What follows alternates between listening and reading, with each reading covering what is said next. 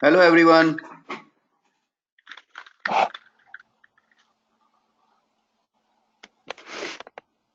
Can you guys hear me? Yeah, we can. Good Okay. evening, Ajay. All right. Shika, can you hear me? Can you see my screen?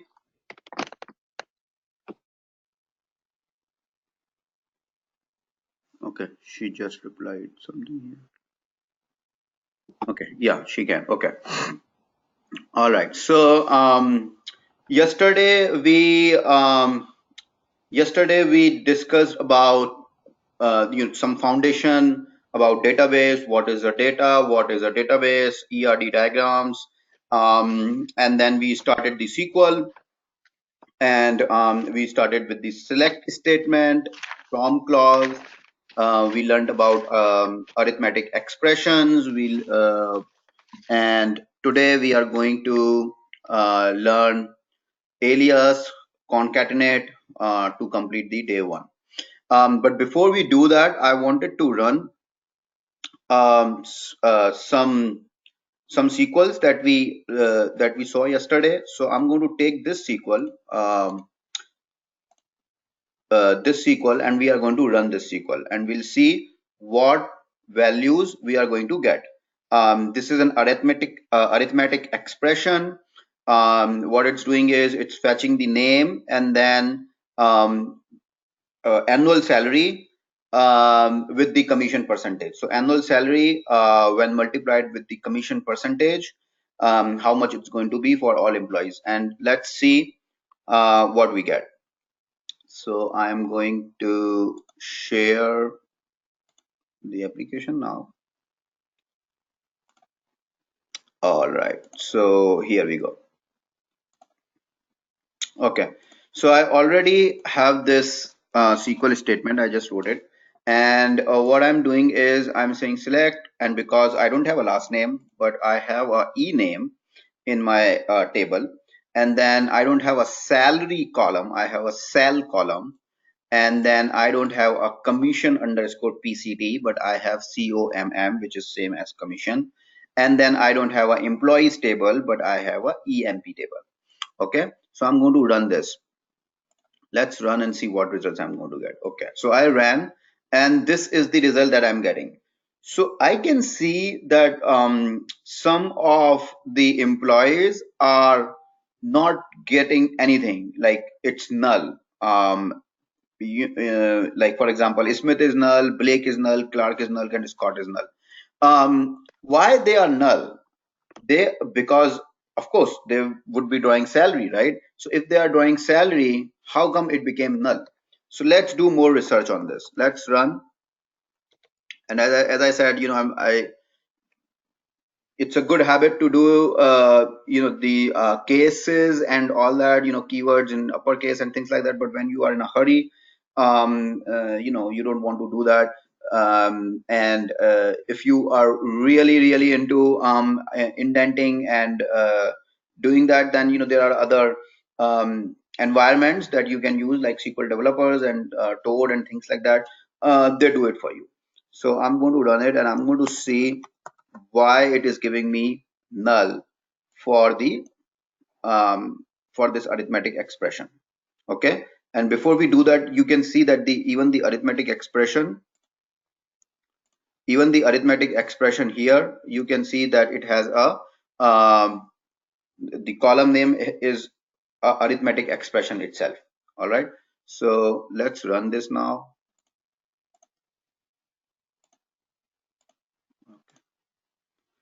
All right, so now I ran this, and when I'm running this, I can see that everyone has a salary. None of the salary is blank or zero or null. When all the salaries are there, why it is giving me null? Because my commission is null. I can see that the commission is null, and we already discussed this, that when you do the arithmetic expression on a null column, then the result will be null. So that's why it was giving me null result. So here you go. All right, let's move to the back to our slides. I have a question. Sure. Okay, I tried to from the assignment you gave to us, I tried to like drop um the codes on my SQL worksheet, Uh-huh. and it didn't give me the tables. It didn't give you details. Okay, let's do it now. Yeah, Let's it do it didn't give me here. the tables. Okay, Yeah, so let's do it here. Let's see how you are doing so you can check it out. Okay. okay, So what I'm going to do is I'm going to copy it. Let me share my whole entire desktop because that's giving me an issue. Yeah, now it will be better. Okay. So, okay, now you can see the script. This is the script, yeah. right? I'm going to copy this whole script and I'm going to Hmm. paste it here on SQL worksheet. Okay. Hmm. That's it. I pasted it. Now Then what you I'm click going to on do is run. I'm going to select the whole script. So I'm going to say Control A and it selects the whole script. Okay. Okay. So I selected the whole script and now I'm just pressing run. Oh, I see. I Yeah, didn't do see, that. it's giving me error because I already have these tables. It's saying name is already used. Already in the Already. okay, yeah. Well, that's what he told me. He said name is already used. Name is already used. But Oh, okay, oh, then probably it has already created it for you. What you need to do is okay, go to schema. Okay, go okay, to schema, okay, and then you see if you see the tables here, then it has already created the tables for you. This is your schema, oh, my schema, right? There is another okay, way of testing it. If you are not sure, there is another way of testing it. Just delete this. Say select star from emp. Okay, select star from okay. emp and just run this. That's it. Oh, Get the okay, result. That means the table is created, records are inserted. okay. Okay. Thank you. Yeah. Yeah. Okay, let's move to our slides. Okay, so this is what we saw, and now we are going to be discussing the alias. So as I mentioned yesterday, what are alias? Alias are nothing but giving the name to a column. So for example, if you have an expression and it's giving you a very weird name, then you can change the name and you can give your own alias. You can use the as keyword, but it's an optional. So if you use the as, it's okay. If you don't want to use as, it's okay. Generally, when you are doing a lot of querying and things like that, we don't put as. Anything that's optional, we don't do it. We are in so much hurry that we don't want to do that. All right. Okay, let's go and let's see some of these. Okay, so this is what we already discussed yesterday, right? So for example, last name and we have as name, it's going to give me the same result. And then I have commission underscore PCT space com. Here you can see I did not use as because as was optional, and again it's giving me the same result. COMM, change the name of the column and it's giving me COMM. What you must have noticed here is both the names are in uppercase. So if I want to that's the default functionality. It makes its upper case name. Even if you have put a lowercase, it doesn't notice it that way. It just puts the uppercase there. But let's say if I want to use a sentence case or I want to use a lower case, then all you need to do is put that name in double quotes. As soon as you put the name in double quotes, um, right here, as soon as you put the name in double quotes, it's going to show the same name here. Similarly, for salary underscore salary multiplied by 12, which is the annual salary, I can use the double quotes if I want to use a space here, like here. So if I want to use a space, I can do that. Okay, we are going to check this in the quiz. We'll have a quiz in at the end of the day. All right, so let's move to the next one.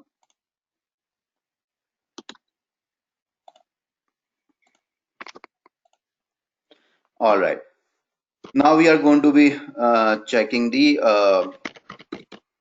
concatenate operator.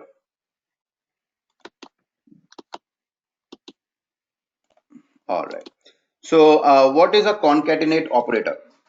So concatenate operator is nothing but whenever I want to combine two columns or expressions, I use the concatenation. Okay. So what I do is basically, let's say I want to combine two columns with first name and then the last name. If I have first name and last name, and then I want to combine both of these, then what do I do? Then I use the concatenation. So in SQL, what they have provided us, they have provided us with an operator. It's called a concatenation operator.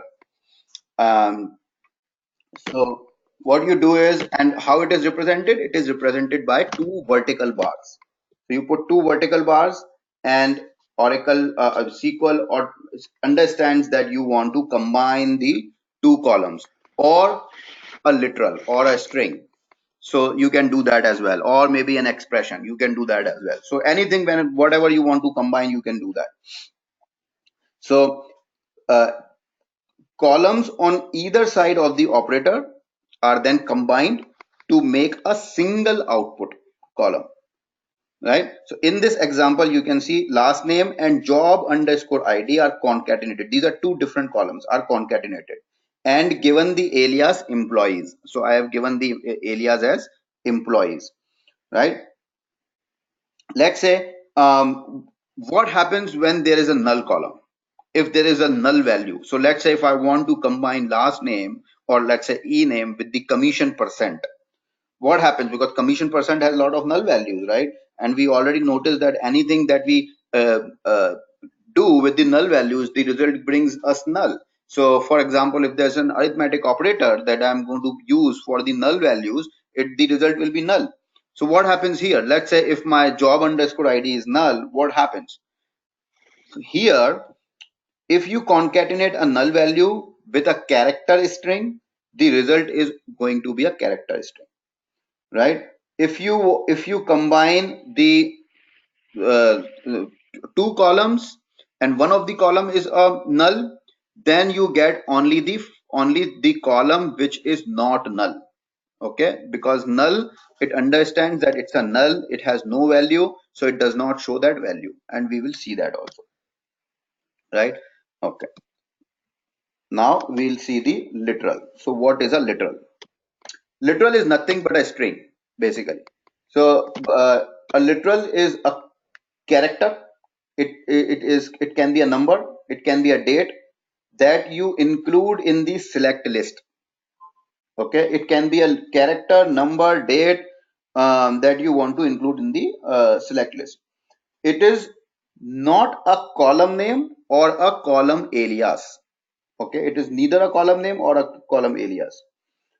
Date and character literals are always enclosed with a single quotation mark.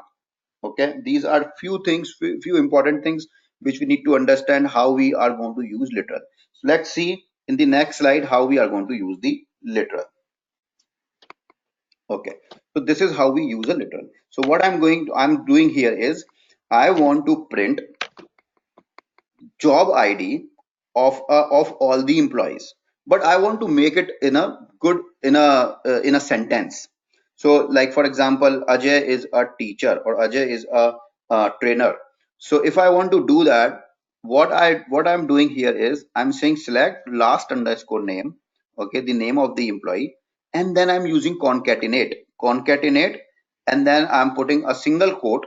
Okay, I'm putting a single quote, then I have a space, then this is a literal. Is a space is a space is a literal. So I have three spaces here.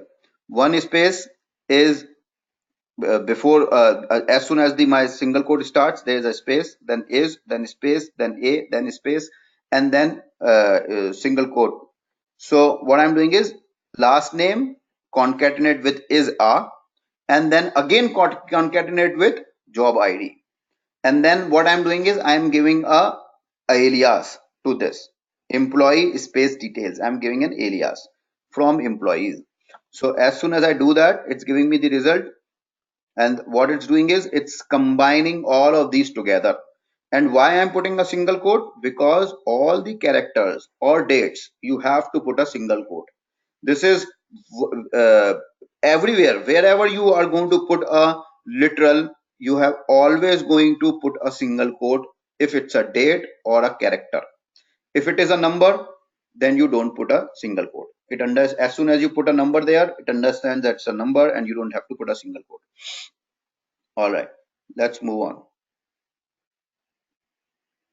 Okay, before we do that, let's try to run this statement and let's see what happens.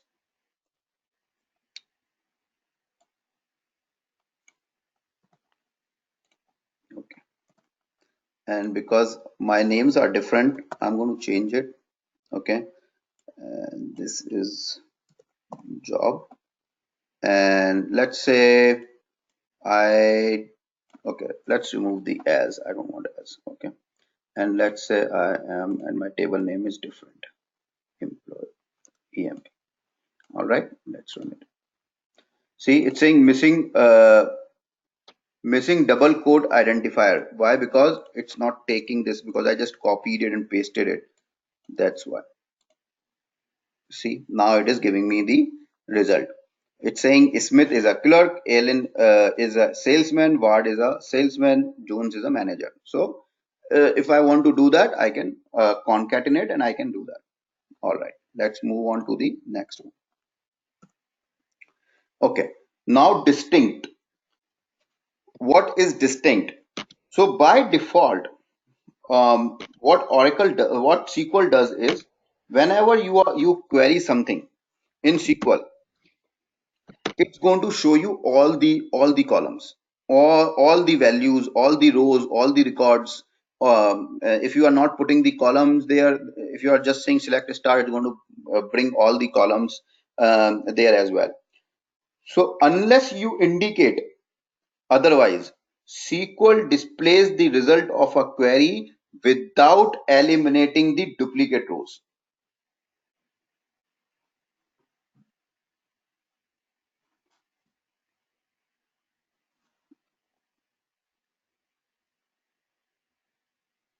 Guys, I'm getting a call. It's an important call. I will be back in just a second. Okay.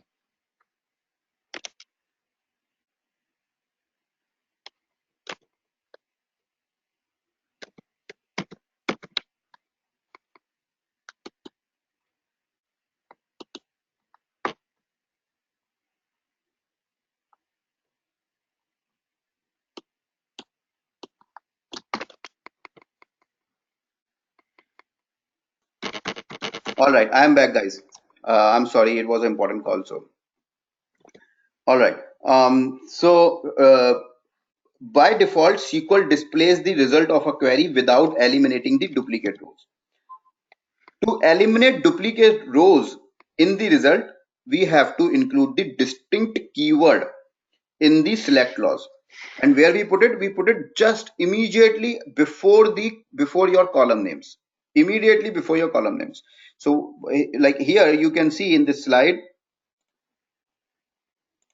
here in this slide you can see what I'm doing is, I am the first query, I'm saying select department ID from employees, and it brings me duplicate department IDs as well for all the employees. So for example, row 1 might be a different employee like Alex, and B2 could be Smith, C could be Blake.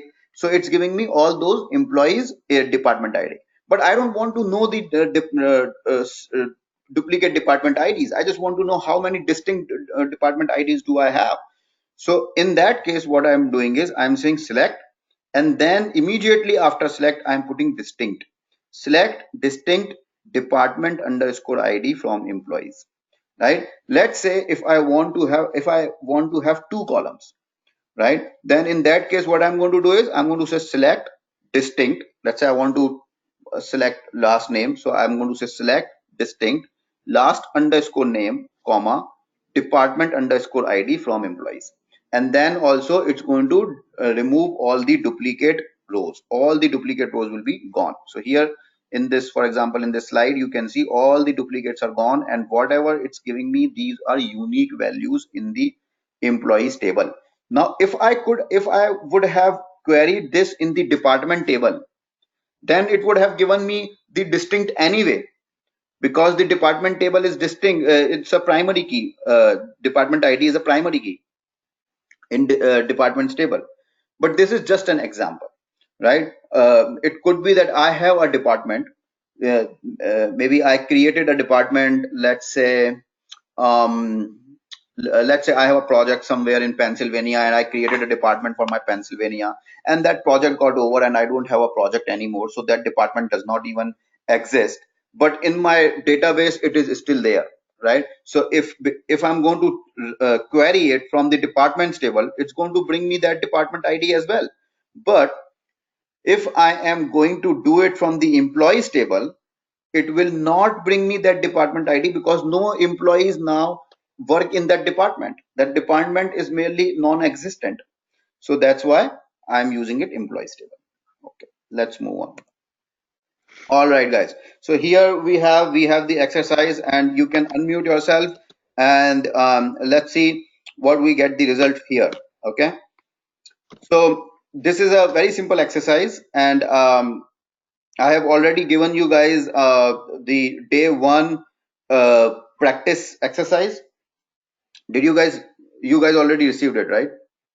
Yeah, I received it. I tried it. I Okay. tried it and I was having issues, so I had to slow Okay. down. Okay, no problem. You can try it later.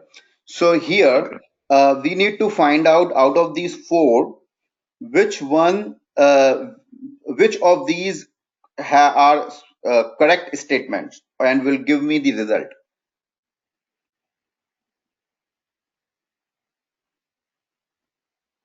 Can you guys tell me?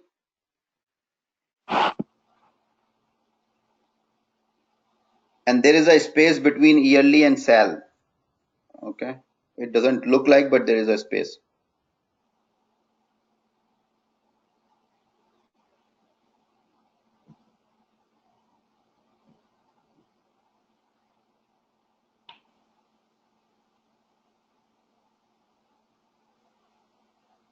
Come on, guys, I'm waiting. Yeah, we're trying to process it from our minds, from our heads first.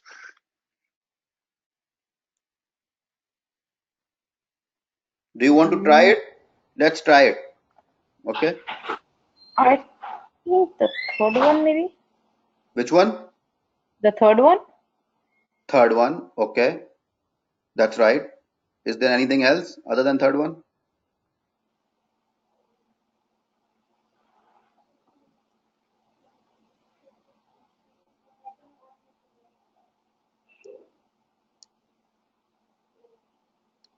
Okay, let's try it out. Okay, let's try it out. Let's see this one first. Okay. Oh, not the third one, yeah, because there's not times 12 in there. Okay, no problem. Let's run this. Okay, because I don't have first name, last name, I'm going to change it to the columns that I have. Okay, and then I'm going to run this. Okay, let's run this. Okay, it's going to give me an error. Okay, let's run it. See, from keyword not found where expected. Why? Because I have a space here, right here. I have a space, yearly cell. Okay, my SQL is That's expecting a from clause here, because I cannot have a space. I'm giving an alias with a space. If I need to give an alias with a space, I have to put a Oh, double it's in it. quotes double. Yeah, like double this. quotes. Okay, it says it does not exist. Why? Because my employees, I don't have an employees table. I have an EMP table. That's it. I got Okay. the result, right? So Mhm. because it had a space, right? If it was not, if there was no space, then it would have run correctly. Okay, let's see now. So this one is gone. Okay, this one is correct. Why this one is correct? Because Yeah. all it's missing is a as statement here. Okay, and as is optional. I Mhm. don't need to have as, right? So that's why Mhm. this is correct. Okay, this one is also correct. Why? Because I don't have an expression here. I'm just pulling the column, and then I'm saying as, and I'm giving a yearly sal as a alias. But then, Yeah. if we are doing it yearly salary, don't we need to put the expression times 12 there? No, you don't, because even your, as I said, the arithmetic expression as well as column, you can put a alias. Okay, you can put a alias for both of these. So for example, let's say I'm just pulling the cell. and I'm not doing an expression here. Expression. Okay, and I'm just running it. See, it No, but changed. then it changed, but it's not the yearly salary. That's what I'm trying to say. Oh, yeah. That's right. That's right. But yeah, so logically, you are right. Logically, it is a Logically. problem, right? Logically, my name does not is not correct. It's giving me an incorrect, maybe logical Yearly values. salary. That's right. But Value. it's going to run, Okay, right? It's going to run. So got you you. are right. You are right. Yes. Okay, now let's run this one. Oh, sorry. So in this one, here I can see that there is no as. It's an expression, but there is no as. But if you notice here, what I'm doing is I'm not putting this in double quotes. Okay, will it give me an error now? Maybe not No. because there is the underscore. That is right. That is right. It's not because there is an underscore. So it takes this as a one column. Field. Yeah, column. Yeah. Yes. All right. Let's move on to the next one. So we are completed with the day one, guys. We can move to the day two. If you have any questions on day one, let's discuss it before we move to day two. I have given you some exercises. Whenever you have time, do those exercises. Exercises are good. If you have any questions on the exercise, feel free to ask me. You can email me and I will reply you back. Okay. Okay. So we want to practice with you so that we can get used to it and you can correct us when we make mistakes. But I don't think the time. A challenge I have is the time is not enough, right, for us to do practice with you while you teach. Am I correct? Yes. So for practice exam, right? So for all the practices, you do it at your, it's kind of a homework. So you do whenever you have time. And if you, let's say, if you have any issues while practicing, you find something, something is not working, or you are not getting the result, whatever the result is, or you're not able to understand, then you bring that question in the class and we will discuss that question in the class. All right. Oh, okay. Okay. Alternatively, you can email me also and I will reply you back. Okay. Okay. Yeah. All right. Let's move on to day two. Okay. Now what we have learned in SQL is we learned select clause and we learned from clause, right? Now if you notice in select clause and from clause, whenever I'm saying select star from emp or select ename comma job from emp, it's bringing me all the employees, but I don't want all the employees. Let's say I just want an employee whose name is Alex, and I want to see all the details of that employee. How much is his salary, what was his hire date, and things like that. Guys, please mute yourself. So what was his salary, what was his hire date? I want to do that, right? So how do I do that? I have to limit my rows, right? That's what we are going to learn here. So limiting rows using a selection. How can we limit our rows? So if you see in this slide, um, let's say assume that you want to display all the employees in department 90, all the employees in department 90, right? Okay. Now, if you notice the first, it's bringing me all the employees of all the departments, right? But I want all the employees of department 90. What do I do? The rows with the value 90 in the department underscore ID column are the only ones that should be returned. And in my next, in the next result set, you can see that only these rows are returned. Now, how to do that? That's where we use where clause. We use where clause. Now here it is. Now if you notice, this is very simple English. Select what I'm selecting. It's the select clause. I'm telling the SQL whatever columns I want to select. So that's why it's select. And then I'm using from table. So where to get the data from? So from table. And then the last is the where condition. Where condition is what condition you want to give, okay, for the table. So let's learn about where clause. So You can restrict the rows that are returned from the query by using the where clause. We have understood this much. So if you can see the syntax, there is a where clause after the from table, right? A where clause contains a condition that must be met and it directly follows the from clause. So if you notice here, the where clause is the condition that is met, that needs to be met, and it is directly following the from clause. So it has to be after from clause and the condition must be met in order for me to get the result. If the condition is not met, then I will not get the result. So if the condition is not true, then I will not get the result. If the condition is false, then I will not get the result. Okay, let's learn this. So in my previous slide, if I wanted to select only the departments, only the employees who work in the department ID 90, how can I do that? I will say select employee ID, then their name, then job, then department ID. I want to select all of these columns, let's say. So I put all the columns with a comma delimited, and then from employees, from table name, where department ID is equal to 90. It's very simple. I'm just saying equal to 90. So here you can see it's giving me all the employees information, whatever I have requested, where the department ID is 90.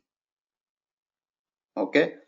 So this is how we put the condition. So this whole thing is called a condition.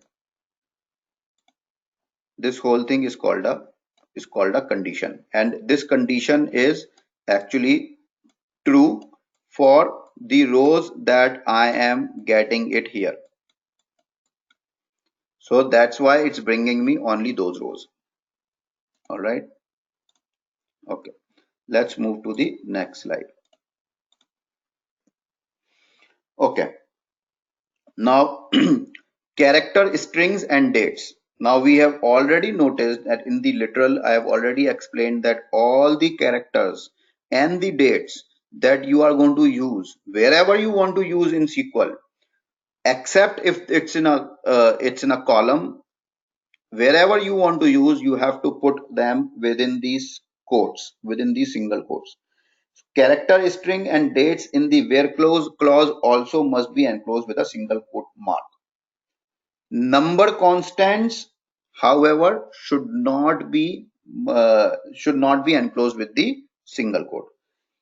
As I so if you want to put it in a number constant also in a single quote, you can do that, but then SQL will think that it's a character and it will not consider that as a number, though it will do a typecast. But I would say where possible, wherever it is possible, do not do that, because unless you may get because sometimes you get a right result, sometimes you could get a incorrect result also. Okay. all character all character searches are um, all character searches are case sensitive. Okay.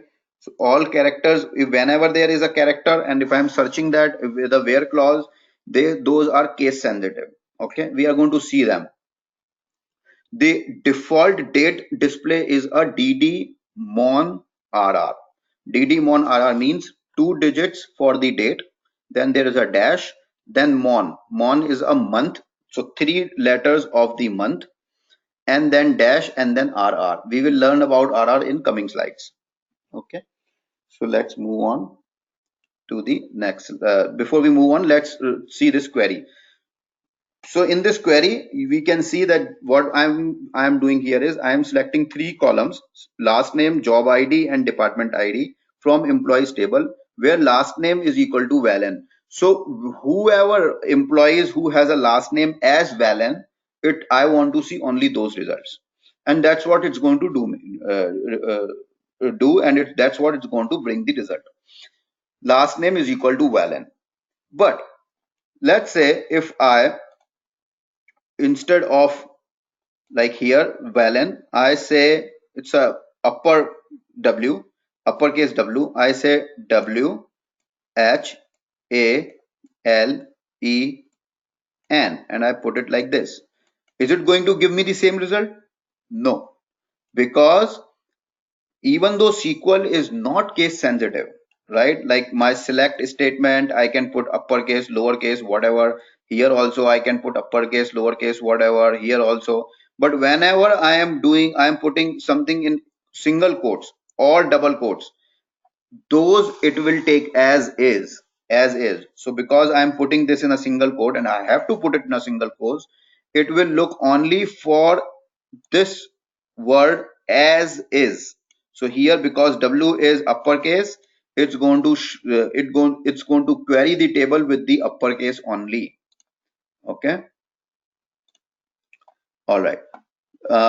Now here, if you know the second query, here I am saying where hire date is 17 Feb 96, right? That is also enclosed in single quote because it is a date column. So if date or character, both should be enclosed in the single quote. All right, guys, let's move on. Okay, next is comparison operators. Now what we have already seen is a equal to. Equal to we have already seen. There are a couple of others as well, and we need to learn them. We need to memorize them. So these are simple, like mathematical operators. Also we usually use them in maths. So for example, equal to, we all know what equal to means, and then it's a greater than. Then we have a greater than or equal to, it becomes or equal to. So that means when I'm saying greater than or equal to, it takes that value also. Okay, so if I'm saying greater than or equal to 10, then it will bring all the results starting from 10. So 10, 11, 12, like that. If I'm saying less than, then less than or equal to, same thing, less than or equal to. Not equal to, not equal to, it's showing me this as not equal to. It's using this as not equal to. Okay, where less than or equal to combined together, and it's giving me not equal to. What I can also do is I can also use like this. This is also not equal to. This is also not equal to. Okay, and we will see that how it works. Okay, so this is also not equal to. Okay, now I also have between operator, between, and then I need to give two values. Okay, between two values. So for example, I want to see all the employees whose age is between 30 to 40, for example. And let's say I have a 40, I have a age column there. So I'll put between. So I'll say age between, and then I'll put 30 and 40. 30 will always be here and 40 will always be here. So the first one is a low range and the right one is a high range. Okay, if I put opposite, it's going to give me an error. The next one is in operator, and we will see what in operator is. It's a set of all the values combined together, whatever I want to search. Then we have a like operator. Like is basically a pattern. If I want to see a pattern, then I use a like operator. And then the last is null operator. Why we use null operator? We use null operator on null values. Okay, because null cannot be equal to, right? Null can, because null is unassigned, unknown. So that's why we need to use a different operator for null. And we are going to learn all these operators in coming slides. All right, let's move on to the next one.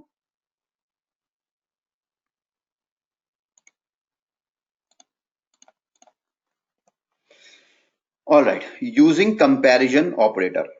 So how do we use this comparison operator? So in this query, you can see I'm saying select, and then I'm selecting two columns, and I'm saying where employees, from employees where salary, I want to bring whoever is my employee who is not paid enough, for example, and I want to maybe increase their salary. So whoever is drawing 3,000 or less per month, then I want to increase their salary by, let's say, 10%. So I want to fetch that result, right? Let's try to do this in our let's try to do this as a practical. All right, so here, okay, so here I am bringing ename, job, and cell column from emp table. Okay, and if you notice here, I type FRO and M small. Okay, so let's see if that works. And then I have where. Okay, where let's say cell is less than $1,500, right? Cell is less than $1,500.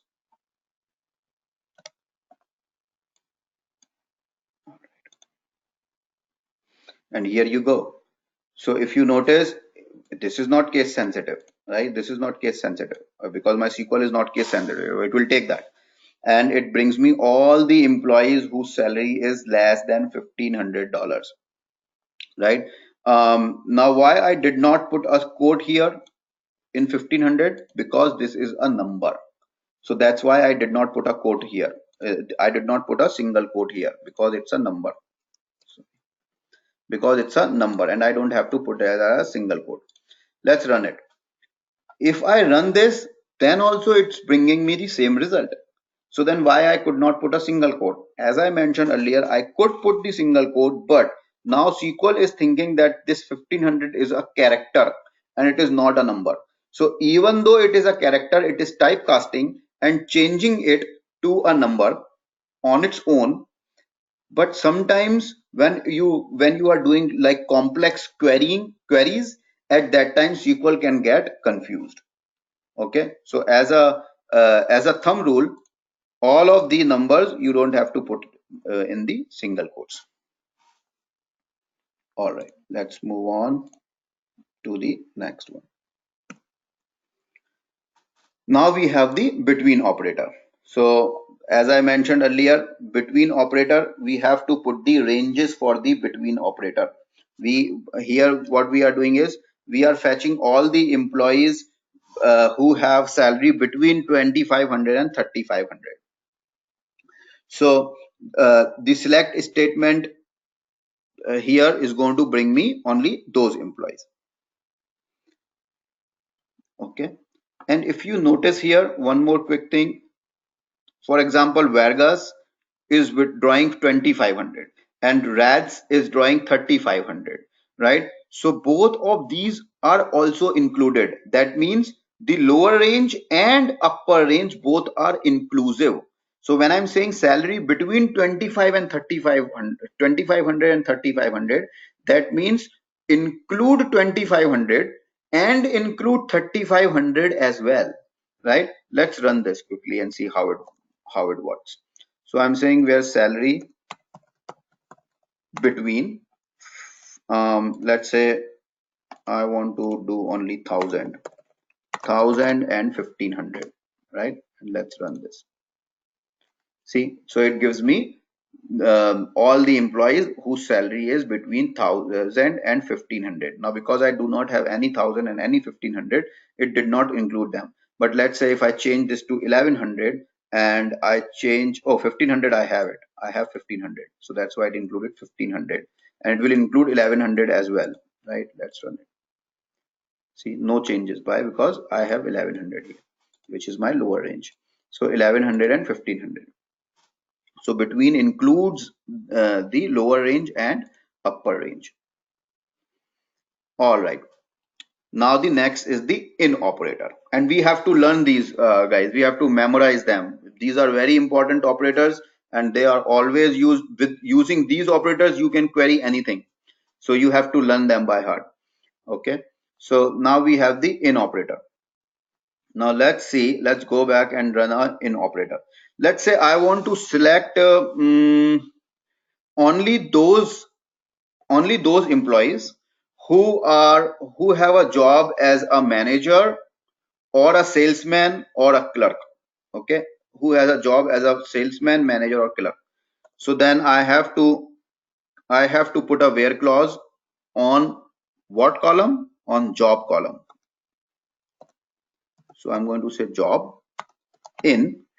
Okay, and these are not number. I'm not going to use number now. I'm going to use a character, right? I'm going to type them as a character. So as I'm typing the character, I have to put them in single quotes. Okay, so let's say I put clerk. Okay, then I put let's say manager, and then I put salesman. Salesman. Okay. All right. Let's run it. Now when I run it, I see these results. Okay. There are 8 rows. I see the results, but I did not get the manager. Why? What is the reason? Why I'm not getting the manager? Because it's case sensitive. That is right, because it is case sensitive. I have to make it as a uppercase. See, now it's bringing me the manager as well. All right, let's move on to the next slide. So this is the same as in operator. So what in operator does is basically it's called a member condition. Okay, so we don't often use it as a member condition, but if for interview questions they might ask you what is an in operator called, and you can say member condition. Usually they won't ask you that much as well. So the in operator can be used with any data type. Okay, it can be used with the number, as you have seen here. It can be used as a character, what we have seen, and then it can be also used as a date on a date column. Okay, so it can be used on any type. What it does basically is it uh, internally what SQL is doing is this is what it's doing. Okay, so it's taking this 100 and it's saying, okay, where manager ID is 100, wherever manager ID is 100, bring that. Okay, so this is the all 100, so I have to fetch this record. Then it says or, it's using an or here. Okay, and it says, okay, manager ID is 100, bring that. Manager ID is 101, then bring that also. Okay, and or if manager ID is 201, then bring that also. Okay, this is what internally it is doing, and we will learn that in the next slide.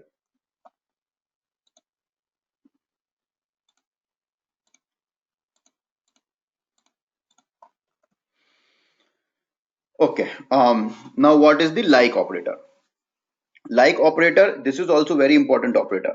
So like operator, what it does is, as I mentioned earlier, this is a pattern matching operator. You can match any pattern using the like operator, but like operator usually it has two different types of sub operators. Okay, and we will discuss that. So let's say till now you are searching the exact column name, exact value, right? For example, I was saying the job is equal to salesman, or a manager, or the name of the person is Alex, right? So you are not searching for a pattern, but you are searching the exact value, right? But if I want to search for a pattern, then what do I do? At that time, I'm going to use a like operator. It's called the character pattern matching operation. Okay, the character pattern matching operation, referred to as wildcard search. It is similar to a wildcard search. For example, in if you are searching some files in your on your laptop, what do? You type, let's say the file name starts with Microsoft, so it starts with MIC, something like that. So you will say MIC star dot star, right? That star is a wildcard. Similarly, the percent here is the like operator here is a wildcard. um, uh, right, it's a wildcard matching operator. Now here I have to use two different symbols. If I'm going to use a like operator, I have to use two different symbols. One symbol is a percent, okay, and the other symbol is an underscore. Okay, percent and underscore, these are two different symbols that I have to use for my like operator. Not necessarily that I always have to use the percent. If I don't use a percent, then it will take the exact value. But if I use a percent, I can search as a pattern, right? So what I am doing here is this.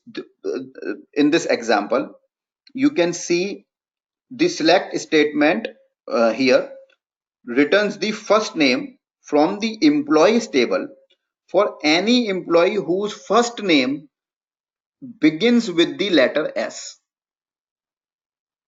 Okay, note that the S is uppercase here. Okay, if the S is lowercase, probably you will not get any result if there is no such data in the table.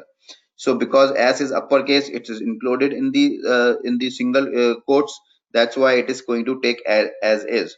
So what it's doing is it's a wildcard character, right? So wherever I put the percent, it will ignore those digits, those letters.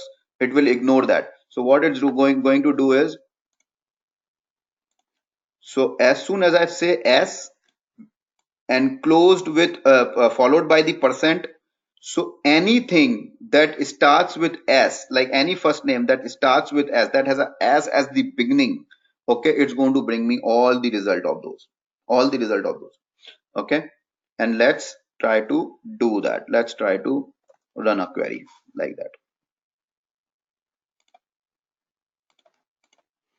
Okay, so here let's say I want to select only those names that have that starts with A, only those employees whose name starts with A, right? So I'll say e name, okay, and then I'm going to use like, and then I'm going to say with A, right? So I'm going to say A percent, right? A percent within single quotes, A percent, and I'm going to run it. And as soon as I run it, it brings me only those names that starts with A, right? But let's say I don't want to start with A. I want to all the names that ends with A. Okay, so I'm going to put the percent here that ends with A. Okay, and let's see what it happens. No data found. There is no name that ends with A. Okay, but I know there are names that have A somewhere in their name, somewhere in their name. I don't know where, somewhere in their name. It could be the first letter, it could be the last letter, it could be the in between letters somewhere, but I want to search all of these. Here you go. So it bringing me the Alan. A is the first letter of his name is A. Then Ward, second letter, again second, then third, then first and third, and then James, right? So it's bringing me everything here. Okay, it's bringing me everything here.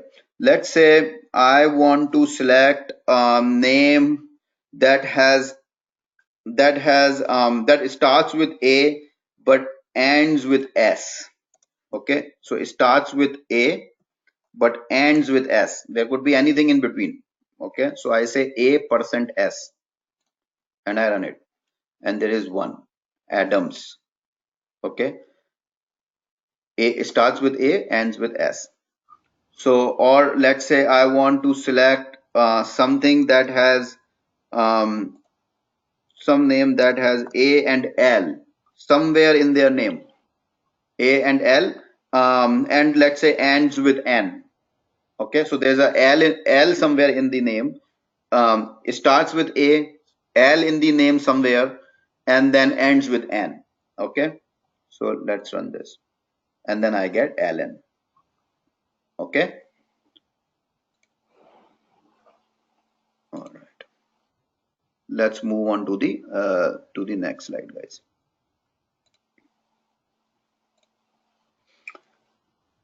Okay. So this is what we learned about the percent, right? Now there is another character which is a underscore. What underscore does is it represents just a single character. So percent represents any character, any number of characters, like what we have seen A percent, like it starts with A, but it can have any number of characters after A, right? Similarly, if percent S, it starts with any number of letters or any letter and any number of letters, but it should end with S. Okay, so there is no limit with percent. But when I'm saying underscore, then I'm saying represent only one letter. I'm representing it with only one single character. Okay, so let's try to run this. Okay, let's try to run something here. Okay, so let's say I want to let's before we do that, let's try to see what our employees do I have. Okay, so I have, let's say, okay, all right, let's say I want to query employees whose name has W, as starts with W, but and then followed by,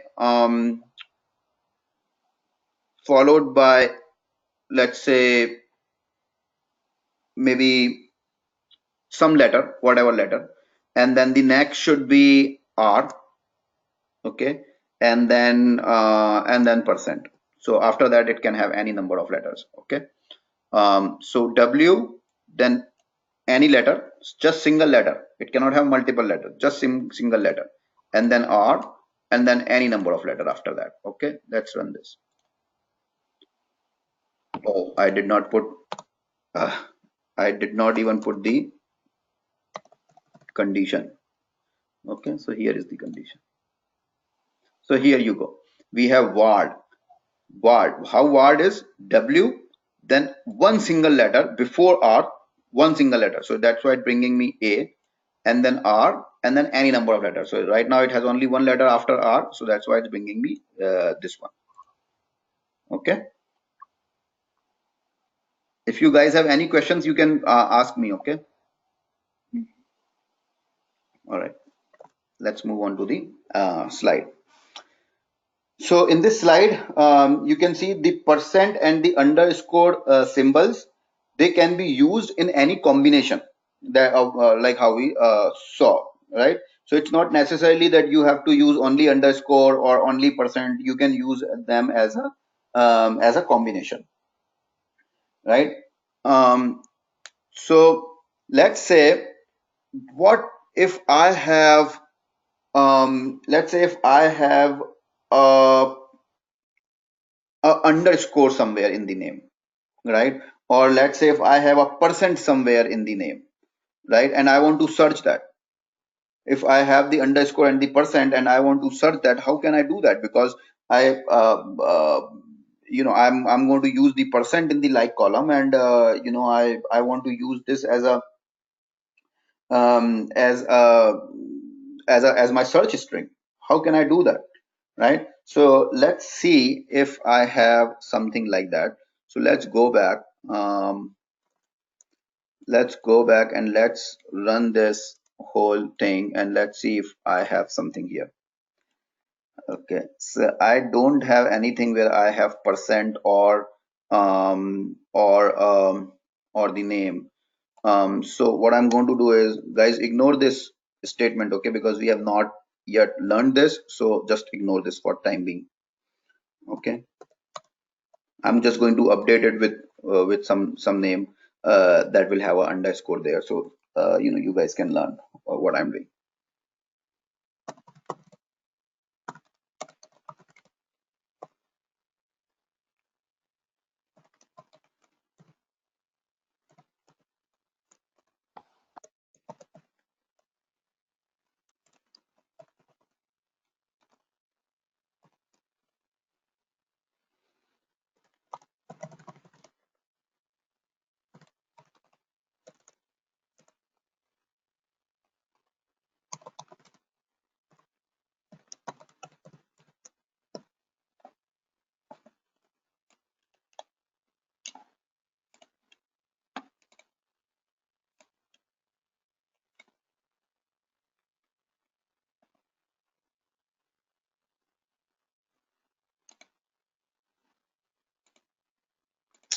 Oh, the value is too large for this name. Okay, let's make it small. All right, it's done. Let's run this. Let's see how it goes. Okay, now you can see that I have an underscore here. Okay, so now I want to what I want to do is I want to say use the underscore there as well. So how can I do that, right? So in that case, I'm going to use a escape identifier. Okay, it's called escape identifier, escape, because I want to tell Oracle SQL that escape this particular identifier. So how I'm going to do that is, it's very simple. What I'm going to do is, I'm going to say where, okay, where e name, like, and I have Smith, right? So I'm going to say starts with uh, starts with anything, but it has let's say h th somewhere, and then it has a underscore after that, right? Now how can I put an underscore? If I put an underscore here, it will think that it has to bring one letter there, right? But I am saying that it has an underscore somewhere. Okay, so in that case what I'm going to do is, I'm going to put a backslash, okay, and then I will put now underscore, and then any number of character, and then I'm going to close my quote, and then I will say escape, okay, and then I will say, after escape I will say backslash, okay, and then I will run this, and then it says invalid because I did not put this in a single quote. Here you go, right? So what I'm doing here, okay, what I'm doing here is, let's learn this. So what I'm doing is, I am putting a escape here. As soon as I put a escape and followed by a particular symbol, and here in this case it's a backslash.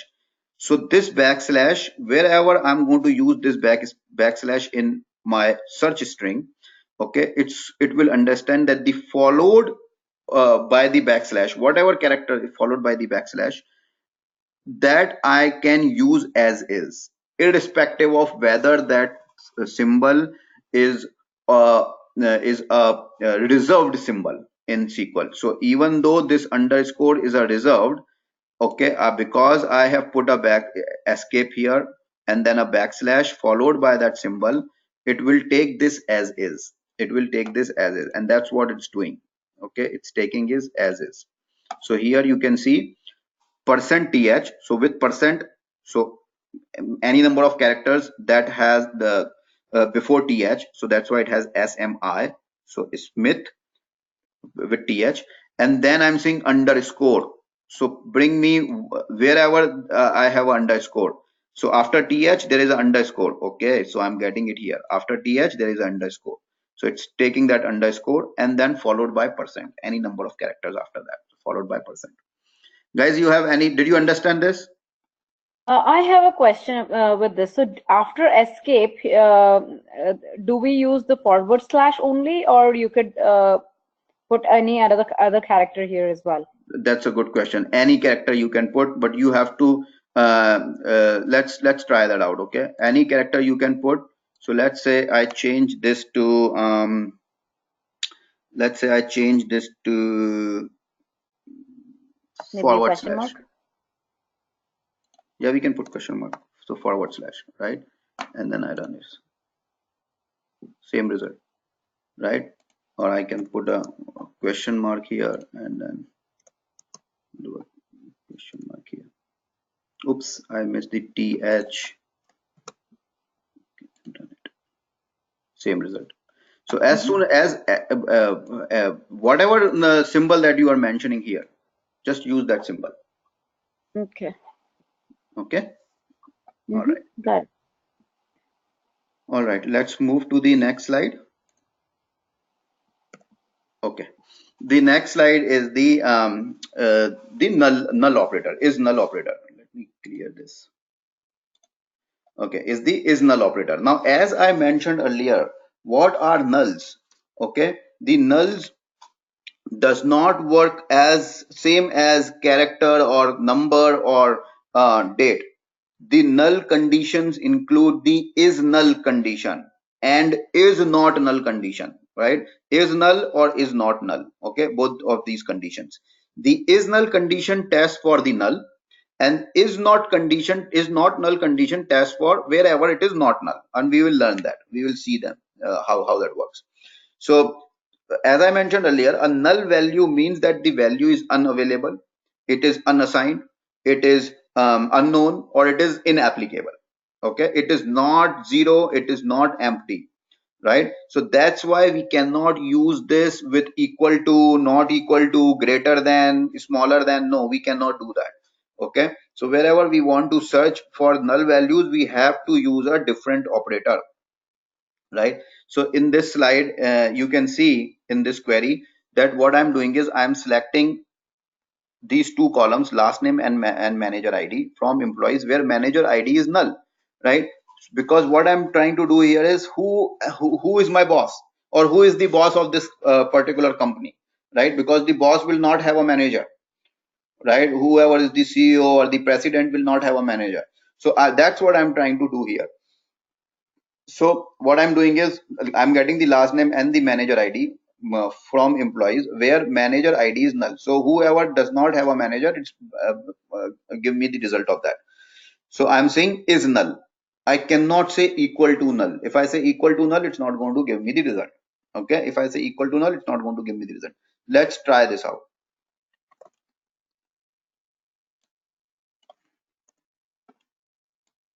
Okay. So I know we don't have a manager ID, but oh wait, hold on. Let's see. I don't think so. We have a manager ID here. Yes, we don't have a. We do have a manager actually. It's not a manager ID. It's a MGR. Okay, so we can use that. Okay, let's say select star from EMP where MGR is null. Okay, let's see if I get any result. And I get one result because I know this guy is a president. Okay, his job is a president, so that's why he cannot have a manager on top of him. He himself is a top boss. Okay, so that's why the manager is this. Now let's say I don't use is null, right? I mean I can use is null also, but let's say I want to use equal to. Okay, let's say I want to use equal to here. If I say equal to, it does not give me any result because what I'm doing is I'm saying equal to an empty string and it's not bringing me anything. No data found. So that's why MGR is always, if I want to search for a null value, I always say is null. Okay. Now let's say I want to increase the salary of all my employees, right? All my employees except president, because president is already earning too much. So I want to increase the salary of all the employees except president. So I want to see how many employees, what their salary is, what their hire date is, and things like that. So what I'm going to do is I'm going to say where manager is not null. Okay, where manager is not null, and it pulls all the records of all the employees where manager is not null. So it did not bring president here. Okay, it did not bring the president here. Of course I could have said where job is not equal to president. That is another way of doing it, but I used a different way, right?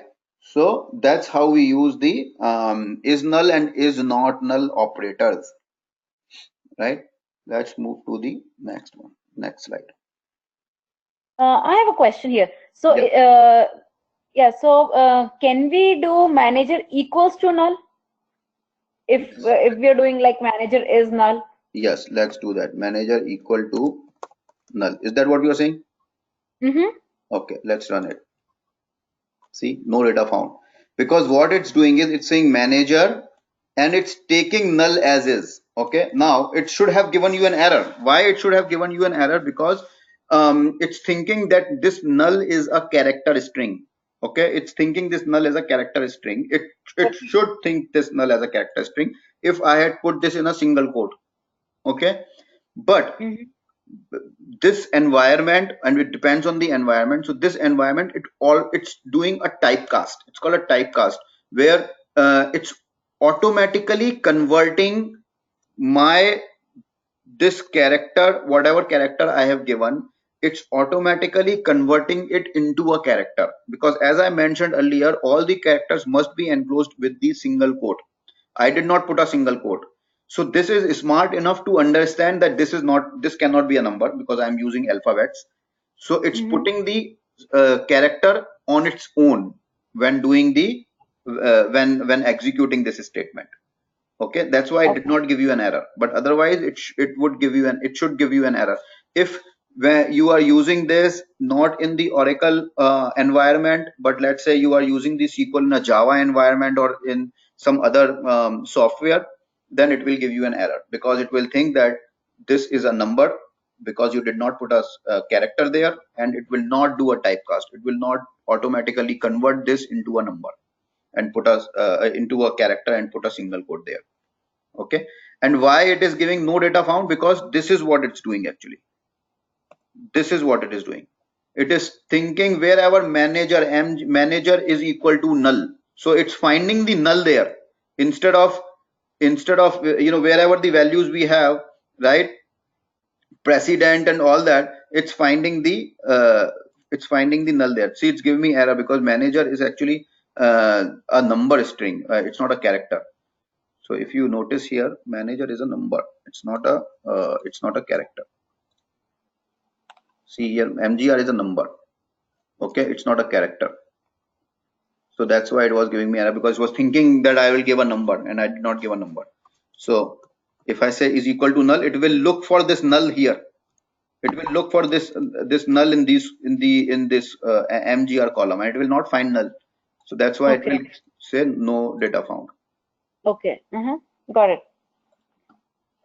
Okay, you got it? Mm-hmm. All right. Let's move on. Okay, let's move on to the next one. Right, now we have the logical operators. Okay, the logical operators that we have are AND operator, OR operator, and NOT operator. NOT we have already learned, and I want to and we'll learn the AND and OR operators as well. These are very important operators. In SQL, we will often use these. Without these, we will not run any of the queries, because usually you don't run a query with just one single condition. You put lot of different conditions, and without and or, you will not be able to put conditions. So what these logical conditions are? A logical condition combines the result of two component conditions into a single result based on those conditions. So for example, if I'm saying I want to select all the employees whose name starts with A and their salary is less than $1,000. Only those employees whose name starts with A and their salary ends with and their salary is less than $1,000. So now I'm putting an AND here. I'm putting two conditions. How can I do the two conditions? Because we have not learned that, right? So that's where we use the AND operator. Similarly, let's say if I want to select all the employees whose name starts with A or their salary is less than $1,000. Here I'm saying or their salary is less than $1,000. Okay, not and their salary is $1,000, but or their salary is less than $1,000. So that's where we are going to use the or condition, right? Okay, now let's see this, and then we are going to run this in a live Oracle Live. So now here you can see that I'm using a and operator. Okay, and I'm using two conditions. So what I'm doing here is I am fetching all the employee details whose salary is greater than or equal to $10,000. Okay, whose salary is greater than or equal to $10,000, and their job ID, which is their job, and their job is job has man somewhere in their title, like a salesman, like I don't know, some other man, uh, whatever man. So wherever there is a sales, there is a man somewhere in their job title. I want all the employees of that title, as well as their salary is greater than $1,000, right? That's what I'm going to do. If any of these condition is false, it's not going to give me the result. Okay, so in AND, whenever I'm using an AND operator, both of these conditions has to be true, otherwise it will not give me the result. So this condition needs to be true and this condition needs to be true, then only I'm going to get the result in AND operator. Okay, in AND operator both the conditions has to be true. Let's see how it works.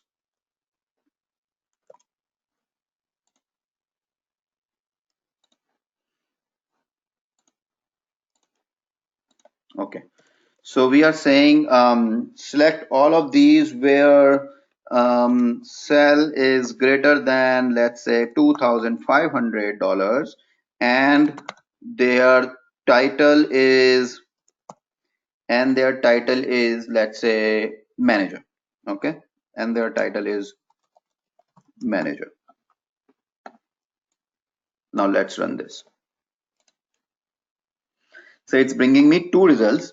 Both of these jobs have manager, okay, and their salary is greater than $2,500, right? And their salary is greater than $2,500, and both of these are managers. So both the conditions are true on only of these two records. So that's why it's pulling only these two records, right?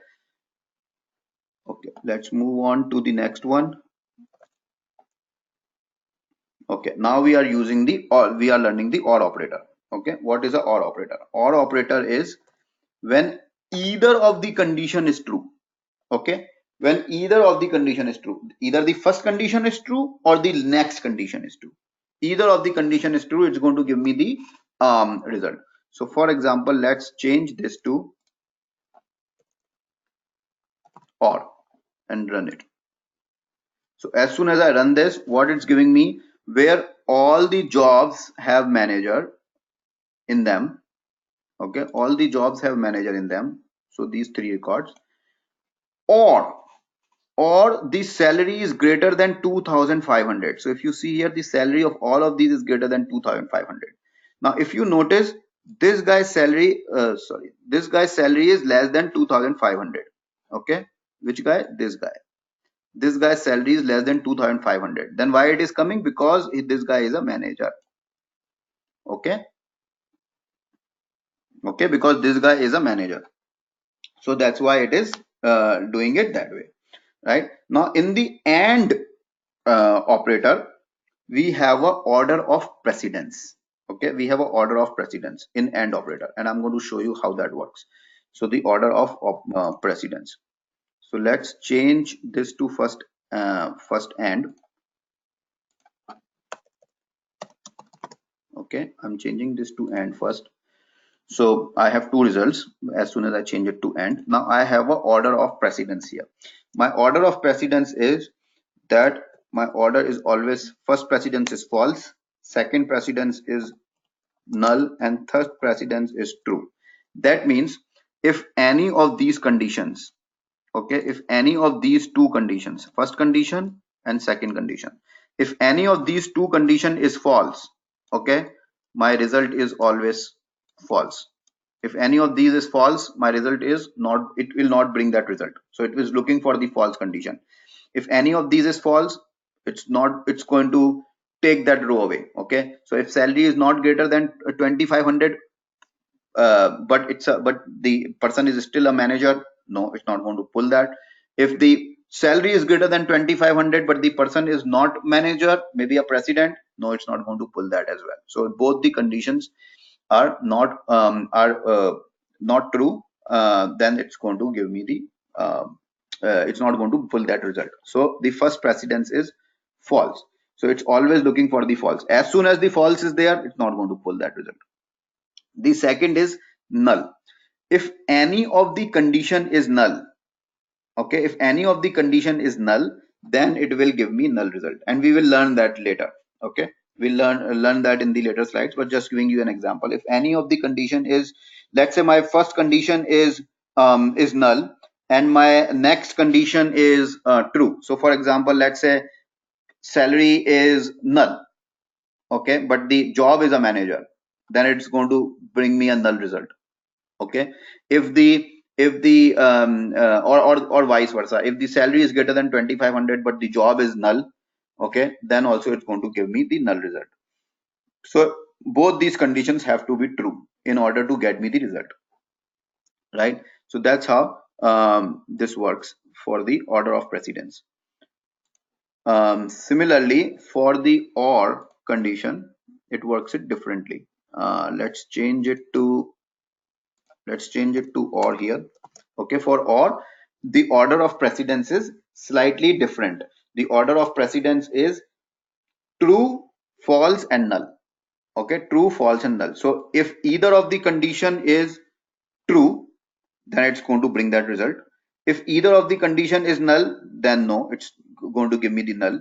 If either of the condition is if both the conditions are false, then it's going to give me it's not going to give me the result, right? So that is how the order of precedence works. We will learn more about them in the in later slides. Okay, all right, let's move on. So here we learned the or. In this slide you can see where salary is greater than equal to 10,000 or job ID like man percent. So it's bringing all the records that have a salary greater than 10,000. Okay, so all of these salaries are either greater than 10,000 or job ID has a man. So let's say, for example, this guy, number 4. Number 4 has 5,800 salary, but he has a man in the job ID. He has a man in the job ID. That's why it's bringing that. Okay, is that clear? Mm-hmm. All right, let's move on to the next one. Now we have the now we had the not operator. Okay, not is similarly what we learned as is not, null, and things like that. So here what we are doing is, like you learned what in is, right? In is, whenever we use in, we give a set of values, right? So for example, if I'm saying in IT, like for example in this query, I'm saying select last name comma job ID from employees where job ID. Let's say there's not, I'm saying job ID in, and I'm saying IT program, ST clerk, SA rep. So all of these, as soon as I put not in before in, it's going to exclude them and bring me the result. It's going to exclude this and bring me that result. Okay, let's quickly see this how that works. So I'm going to say where job in. Okay, I'm saying president, and I want to say all the manager. Okay, not anything else. I'm saying president and manager. Okay, oops, where it's a job. Okay, and it's bringing me all the manager and the president. Now I'm saying I don't want these. Okay, I don't want these. I want everybody else, but not these. Okay, as soon as I do that, it's bringing me all of those except manager and president. So I can put not as an operator. I can put not as not equal to, but not equal to, we have a symbol, so we do not put not not there. Okay, but it is not null, not in, like that. Okay, all right. Now we have rules of precedence. This is for the this is what we use for the arithmetic. Wherever we want to use this as an expression, or in the condition, there are rules of precedence. Okay, you don't have to learn this by heart, and we are going to show how that works, because usually what we do is we put a parenthesis, and that works very well. So you don't have to learn this. Whatever result that we want in our query, we put that in a way, in parentheses, in a way that we want. Okay, so that's why we don't want to learn all of this. Let's see how that works. Okay, okay, let's see how that works. Okay, so here what I'm doing is I am selecting all the employees details where job ID is SA rep, like sales rep, or job ID is a president. It's a AD underscore press, where the job ID is sales rep or a job ID is president. and I want to make sure that the salary is greater than 15,000. Okay. So my condition is I want sales rep. Okay. Just forget about this query. Okay. Just listen to what I'm saying. Let's say I want you to run a query, and I tell you I want all the sales rep and all the sales rep and the president whose salary is greater than 15,000. Let's say I have some, it's a very big company, and I have two or three presidents in two or three different departments. I have a sales department, I have a president in sales department, I have a finance department, and I have a different president in finance department, and things like that. So I have multiple presidents, right? So I want all the information of all the employees, which have a title as sales rep or president, and their salary is 15,000 or greater, right? And their salary is 15,000. So if I use this, right? If I write a query like this, select last name, comma, job ID, comma, salary from this, and then I run this, right? It's going to give me a wrong result. It's going to give me a wrong result because it's looking at the order of precedence. Okay. And my order of precedence is that it will combine and first. It will take and first into consideration, then or. And as soon as I say and, it's going to say AD press, like president, and salary of AD press is greater than 15,000, or a job ID is sales rep. Okay, so let's write it down so that you guys can understand.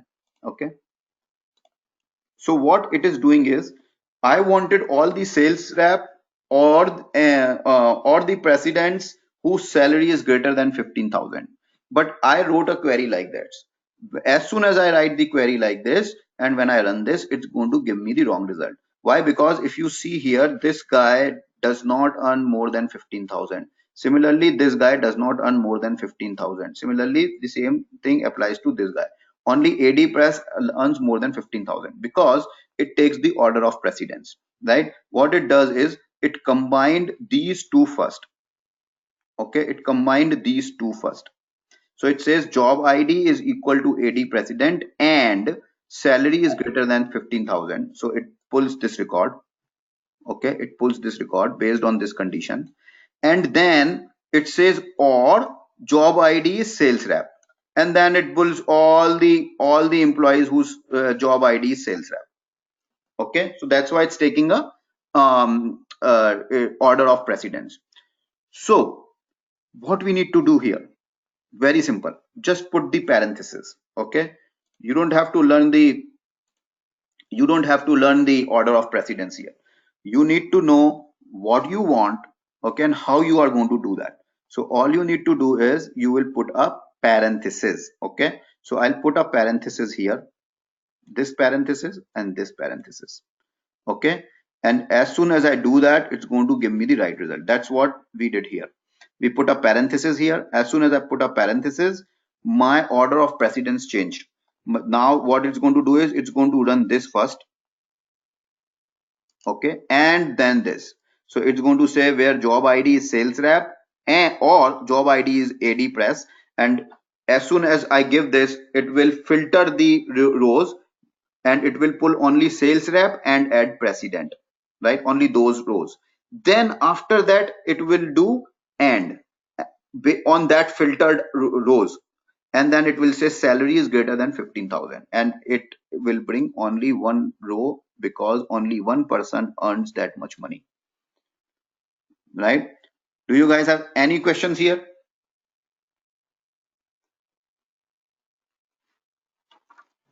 Okay, now let's run this, and probably we will end the session here, because we are going to end the session here, and I'm going to give you the exercise for this one so that you can play around with this. So let's try to run this and see how that works. Okay, so I want all the employees who earns more than 15,000 and who are manager or 15,000 or manager or let's say analyst, manager or analyst, and whose salary is greater than 3,000. I don't have 15,000 salary. My president doesn't even earn 15,000. In my table, my president earns only 5,000. Okay, so let's say all the employees who are either analyst or a manager and earns about 3,000 or more. Okay, so what I'm going to do is where job is equal to, and I'm say analyst or job is equal to, and I'm going to say manager, and salary is 3,000, greater than equal to 3,000. Let's see and run this. I did not put any parentheses, so let's see and run this and see what results I'm going to get. Okay, so I got two results and both of these are analyst.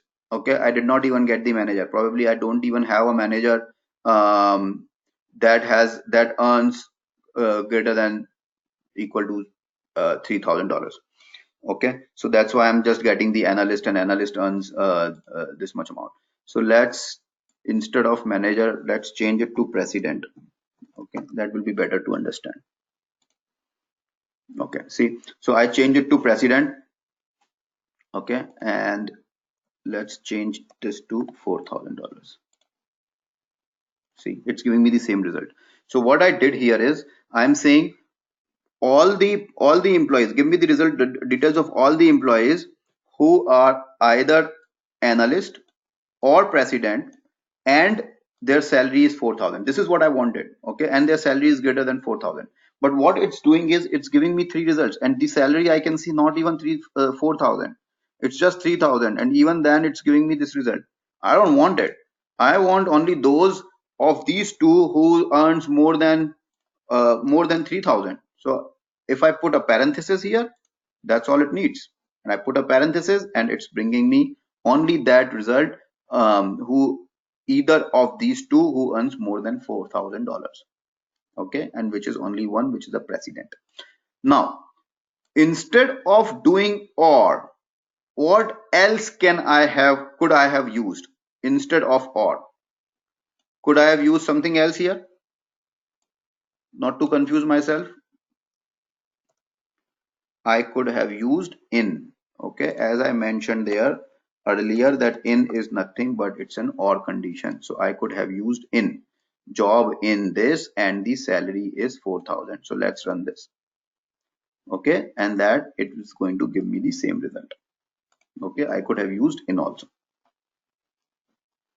All right, so we are going to stop here. I know it's a lot of things we discussed, and definitely you guys need to do practice.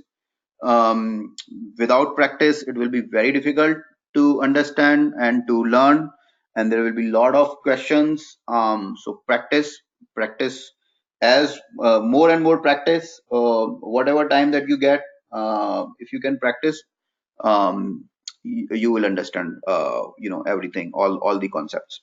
We need to learn few of the keywords, we need to learn the operators, we have to learn them by heart.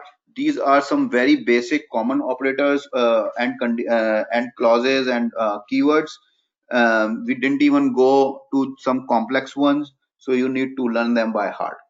Okay. Oh, Yeah, you have any question?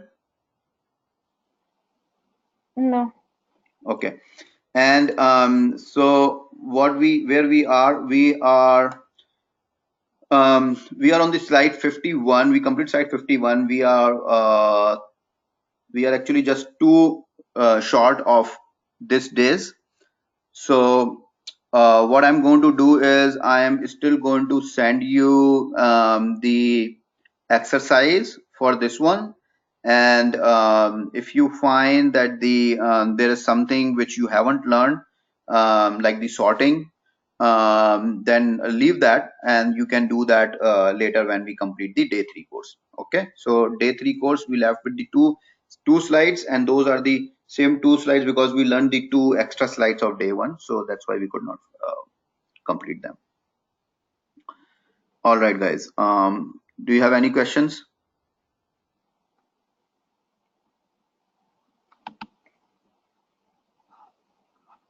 No, everything looks good. Okay. All right. Emmanuel, are you there?